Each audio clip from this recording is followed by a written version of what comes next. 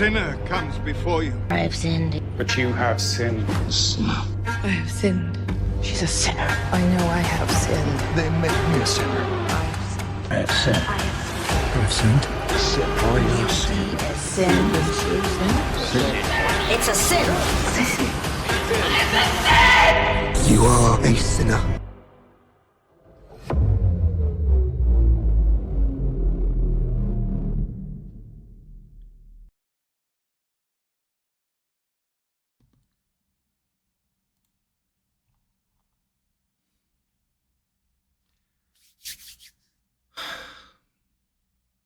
Hello, my name is Robbie. On here, I am Templar Knight. Every person who believes in God but does not go to church has a story why. But when two or more people gather in God's name, He is there. So this is church. Welcome. I'm glad you're here. From Paul's letter to the Romans. For all have sinned and fall short of the glory of God.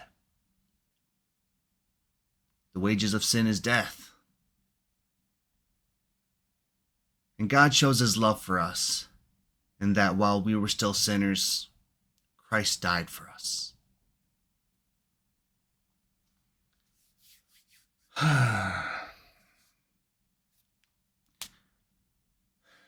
Here we are again. Tonight, we were supposed to tackle the seventh deadly sin. The worst, the scariest, the hardest, the most dangerous of them all. Pride.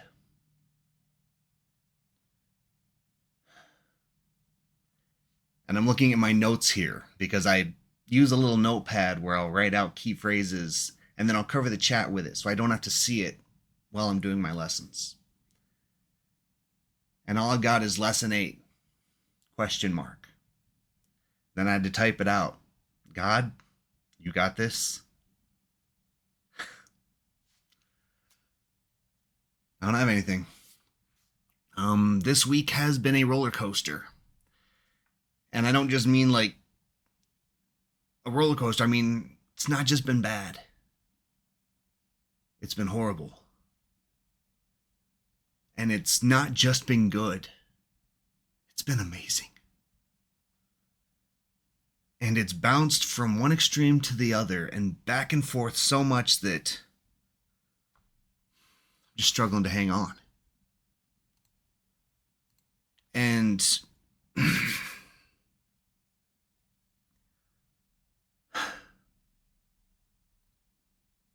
I realized that with everything that's happened this week, I wasn't going to be able to take on pride. So I tried to find a weaker target, a sin that I could fight easily and confidently, but nothing really stuck. I got so caught up with everything going on.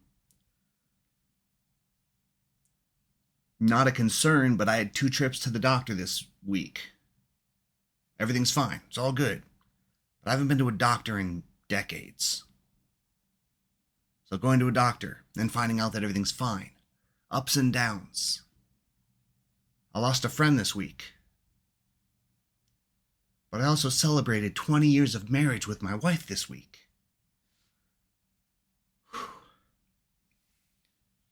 And now I'm tired. Lack of sleep. A great friend of mine has been doing a subathon that has been amazing. She's been doing so much better than I ever could have thought. And every time when I kept thinking, Rob, you got to focus on Bible study, I said, you know what? Bible study will come.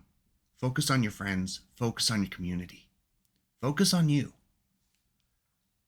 Because we always say it's okay to not be okay. And this week, I've been great, and I haven't been okay. And I just knew it would come together because I'm supposed to be I'm that guy.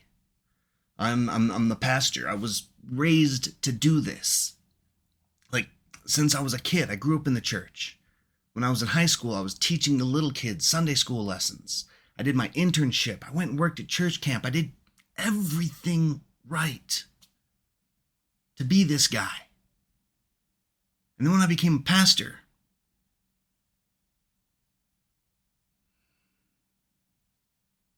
that's when I failed. Every youth program that I touched flourished. I can say that I am directly involved in so many kids finding God, and so many lasting commitments. Because that's the way I was raised to be. That's who I was supposed to be when I grew up. But I'm not supposed to fail. I'm not supposed to fall short. I'm supposed to be the one who goes above and beyond, who succeeds when no one else does. That's how I was brought up. So how do I go and preach about the worst of all the sins, the gateway drug of sin, the sin that leads to all the others, especially when that's the sin I struggle with the most?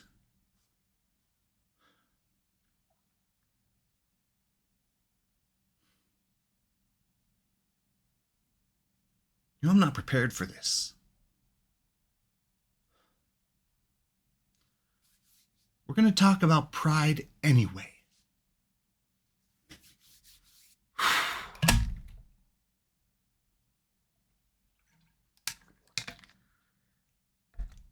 This is probably foolish of me because I should spend all week researching, studying, getting all the good Bible verses, being ready. Because pride is no joke. I mean, why is pride the biggest and the baddest? I mean, for one, pride was the first. If we were to go back to the dawn of creation, the first sin was pride. It was by Lucifer. It was what cast him and all of his angels down to hell. Lucifer and his pride, thinking he was better, thinking he was as good or better than God. And when he was cast down, he spread it. And see, pride isn't just this standalone thing. It leads to the others. And if we talk about the other 7 deadly sins that we've been going over, and if you think about lust, how does pride lead to lust? Well, if I'm more important than these people are, I'm just going to treat them like some object that I can use for my pleasure, and they don't really matter. They're not people, they're just playthings. They're just images, they're just videos. They are lesser than I am. If we move on, what was another? Gluttony. Okay, how does pride lead to gluttony?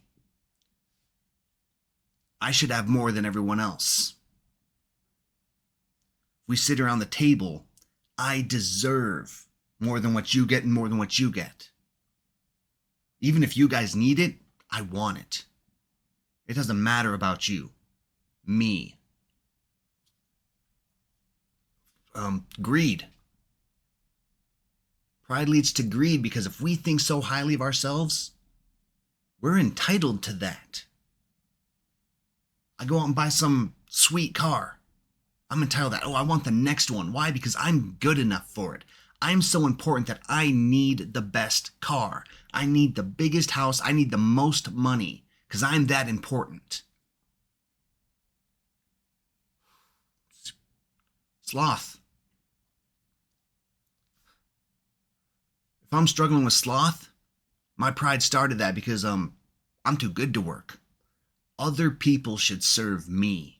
I shouldn't have to do anything. I should just get to sit back, chill, relax. You take care of me, because I'm more important than you. We move on to envy.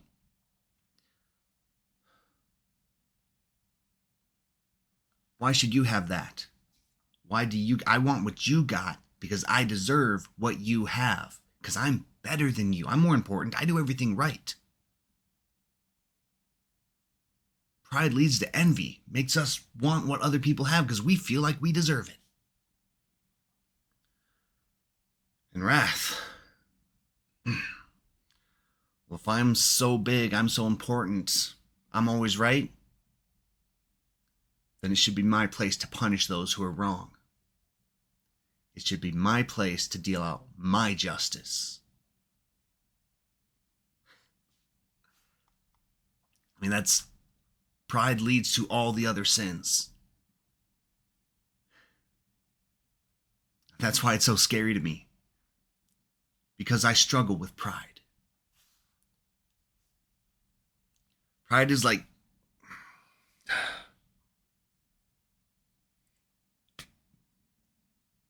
You ever feel like you're the main character? You're playing a video game. I play a lot of video games, so that's what my mind goes to.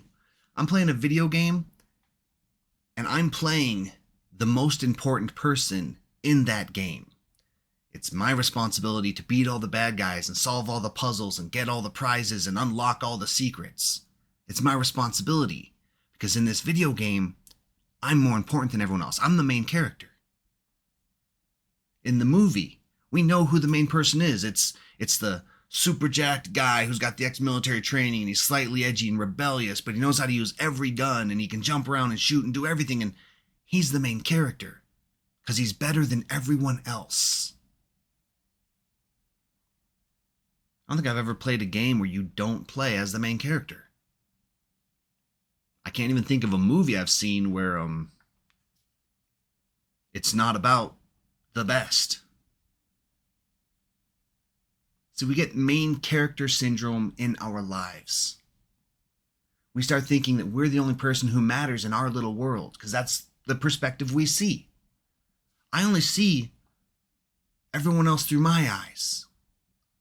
I don't understand everyone else's thoughts, but every single person out there has their own train of thinking, their own mind process, their own hopes, goals, wishes, desires, dreams. Every single person has hope.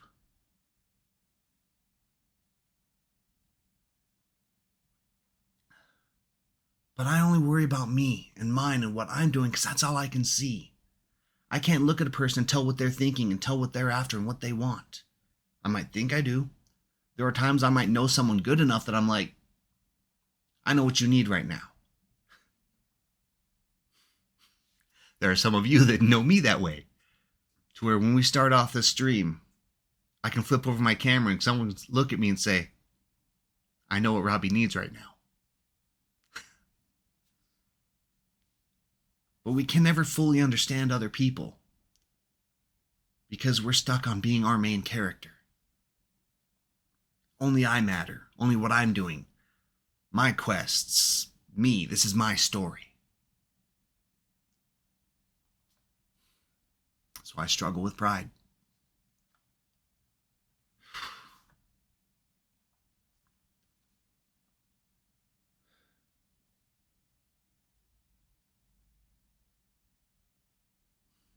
So how do we fight it? If pride is this big, bad, dangerous sin, how do we stand against it?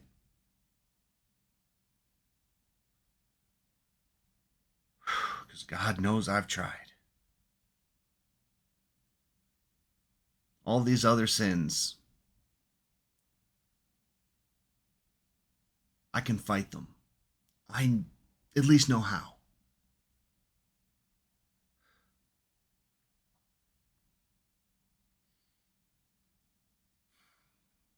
I stare at myself on the monitor, looking back at myself through the camera.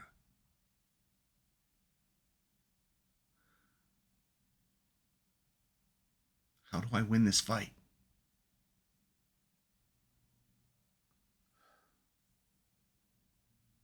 How do I fight back when I feel like I was raised to be better than everyone else? When I was forced to make life choices that set me above?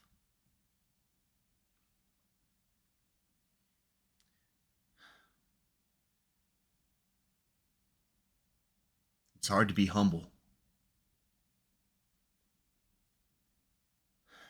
And if I would have prepared for this lesson, this is where I'd probably throw some Bible verse out there about how it says in the Bible we're supposed to be humble, that God doesn't like us being prideful, that the meek will inherit the earth. It's not about us. Just know that it's there.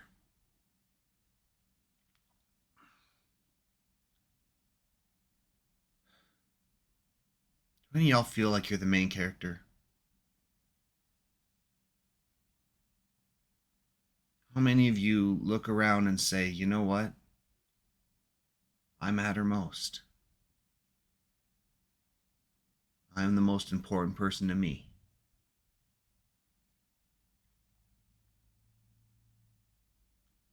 So often we're hung up on ourselves and what we're doing. We're not thinking about others. I literally just spent 5 minutes talking about my week, everything I've been through. Me.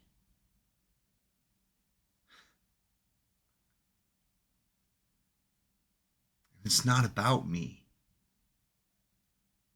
It's not about the week I've been through. Because right now I'm so hung up on myself and stuck in my own mind that I can only see the short term. I can only focus on what's going on around me right now. What is happening within these past few weeks. That I'm not looking at the long term.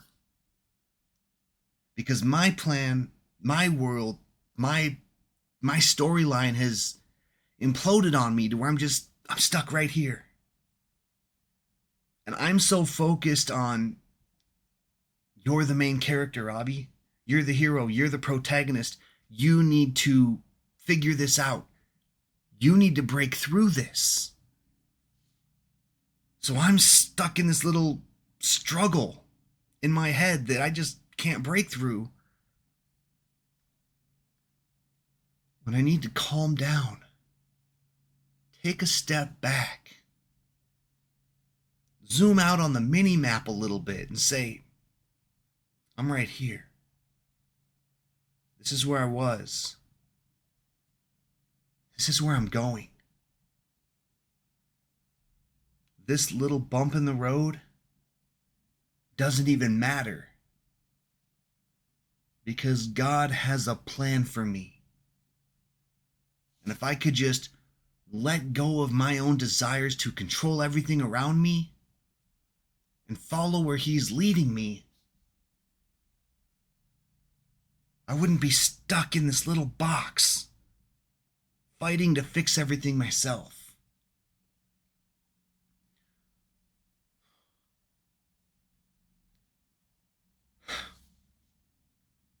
Sorry, have you ever heard the phrase, preaching to the choir?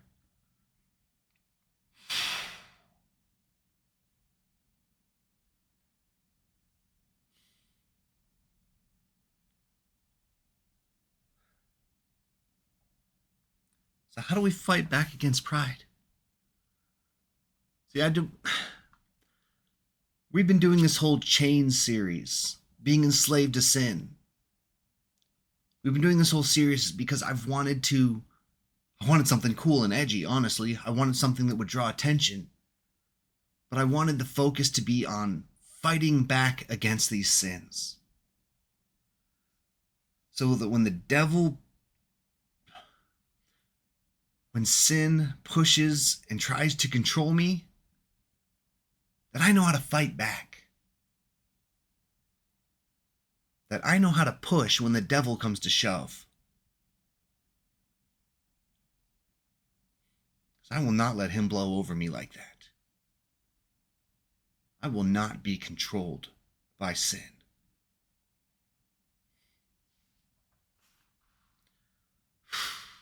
So how do I fight it? I mean, I guess I can go with the church phrase, because I'm a Christian, I'm supposed to be Christ-like.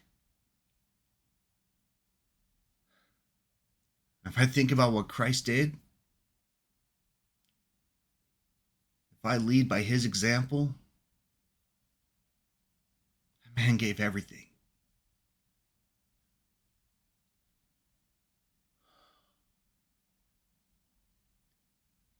Christ gave everything for me. Christ gave everything for you.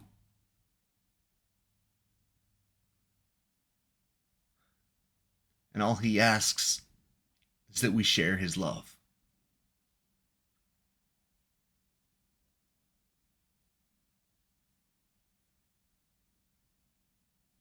I stop being so worried about me and what I'm doing and focus on God and what he's doing. Because he's got the whole roadmap where I'm just stuck in this one little spot looking at what's around me. He knows the full road. He knows where I've been and where I'm going. It's foolish of me not to trust him.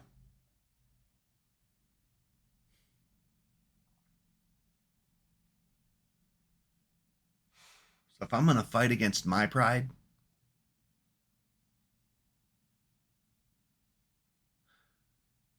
I need to acknowledge that it's not all about me. And if I'm not perfect, if I'm not the main character, if I'm not the superhero, then that means it's okay for me to ask for help.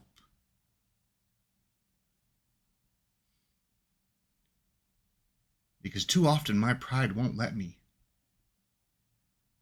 Too often I will say, no, you're the one who's got it all together. You're the one who's got it figured out. You're the one people go to.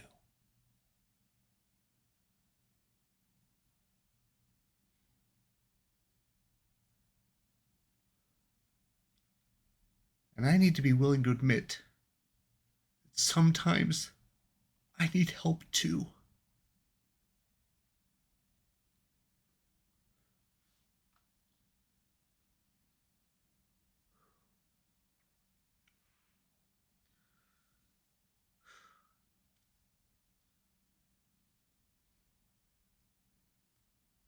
And I've got people.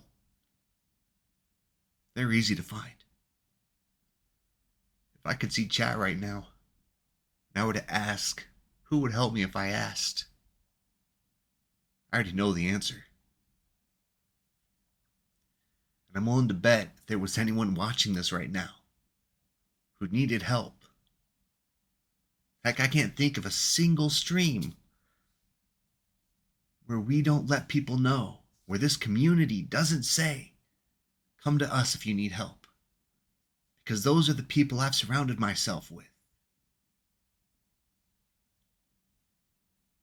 That's what community is. Not only people that I have to look after and people that I have to help, but people that can help me when I'm struggling.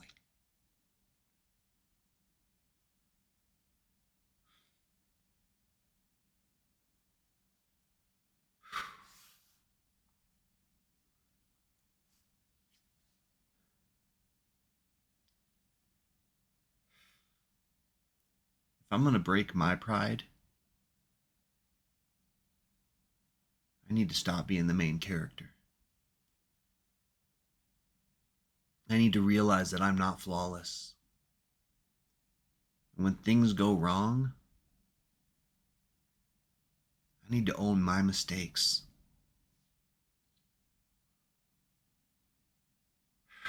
I need to stop crying so much. I need to admit to myself that I can fail. And my failure is not because someone else did this. My failure is not because something else over there happened that has an impact on me. I failed because sometimes I'm not good enough. And that's okay. It's okay to not be the best. We have a reoccurring theme around here because I'm hard on myself. Because that's one thing I have been doing to try and keep my pride in check.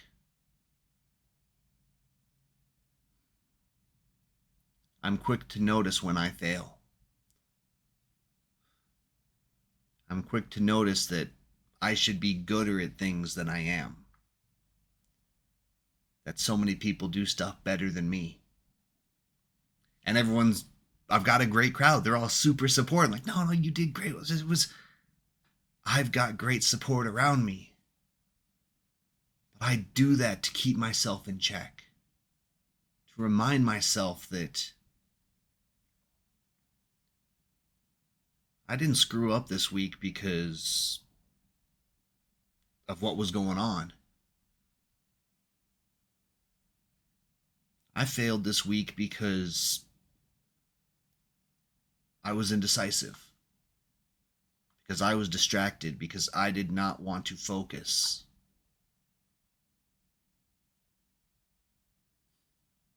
So this week I failed.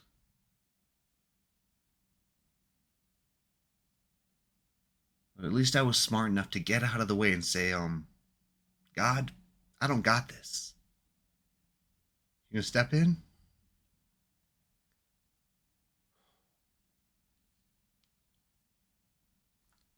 Because every time I ask him for help,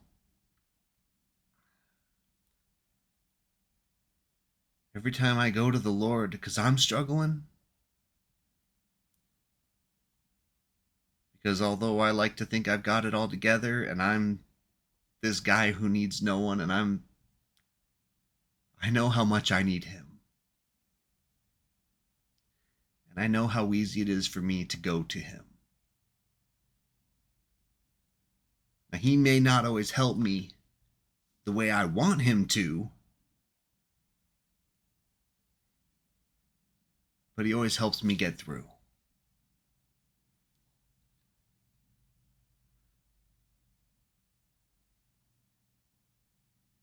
Because if there's one thing I've learned since I started this Bible study, this is not like any of the other programs I did. Because back when I was a youth leader, Sunday school teacher, pastor, back all of the other stuff from my past, all of those were about me showing what I can do. What kind of numbers I could bring in, what type of growth I could obtain.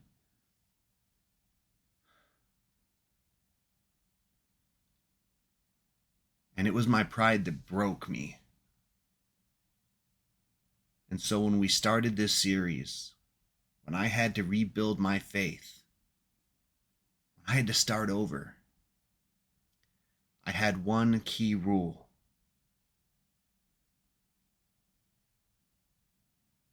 It wouldn't be about me. I would do everything I could to keep myself humble.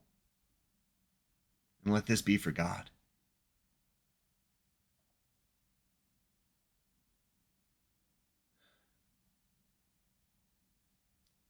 Because everything I've done failed when I made it about me.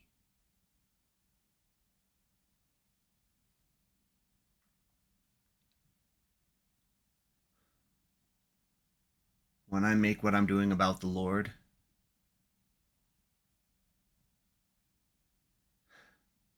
when I step aside and I let God in and I let him take control,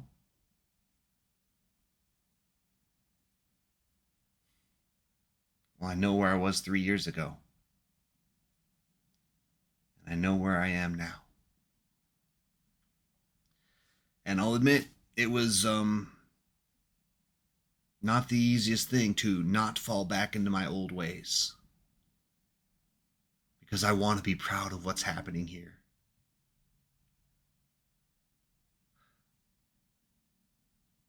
But every morning I wake up and I go and I see myself in the mirror. And I'm reminded. Because for me to fight pride, I had to start off every day. Non nobis Domine, non nobis, sed nomine tu de gloriam. In English, it means, not to us, Lord, but to your name be the glory. Every day I wake up and I see that. And I remember, it's not my will be done. It's God's will be done. It's not about me. It's about Him.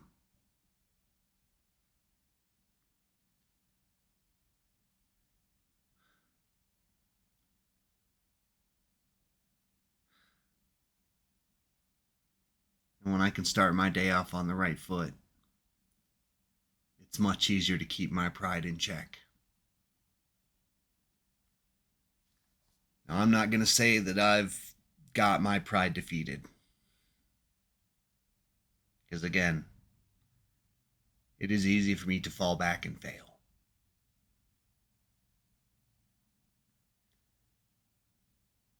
But I know that every time I do,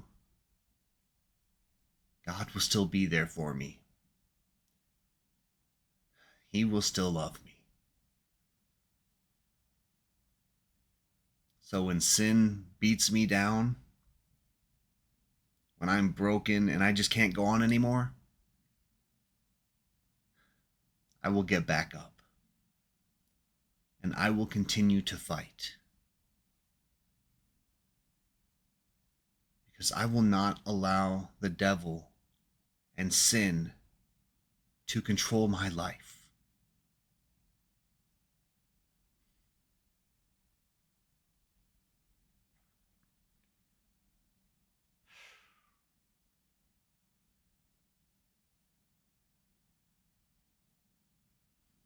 I'm not the man I once was.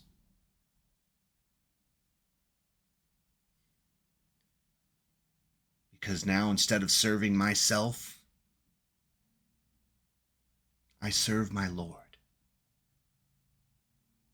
And He takes care of me, and He gives me purpose.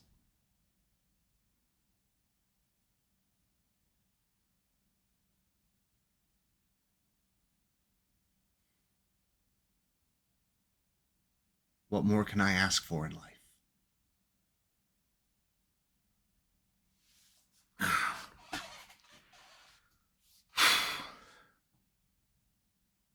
I wish I would have been more prepared tonight.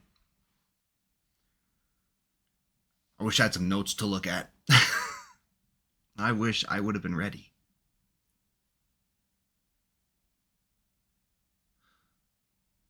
But that's my pride speaking. That's me saying, why didn't I put on a better show? Why didn't I teach gooder?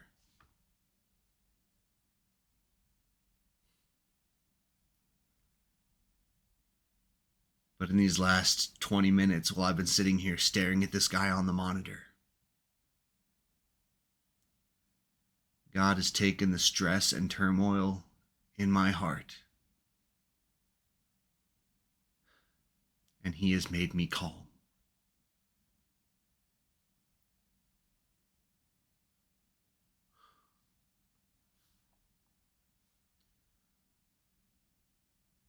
So I'm going to say this prayer aloud.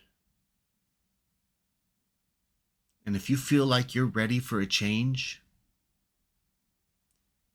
if you want to break the cycle of sin in your life, feel free to pray this with me tonight.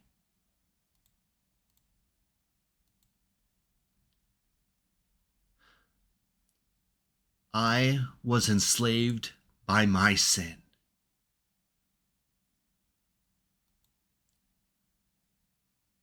But Jesus broke my chains, and He freed me from my sins.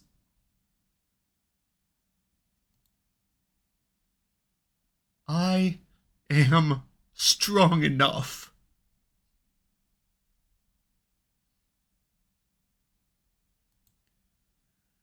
I am not going back. A sinner comes before you. I have sinned. But you have sinned. I have sinned. She's a sinner. I know I have sinned. They make me a sinner. I have sinned. I've sinned. It's a sin. You are a sinner.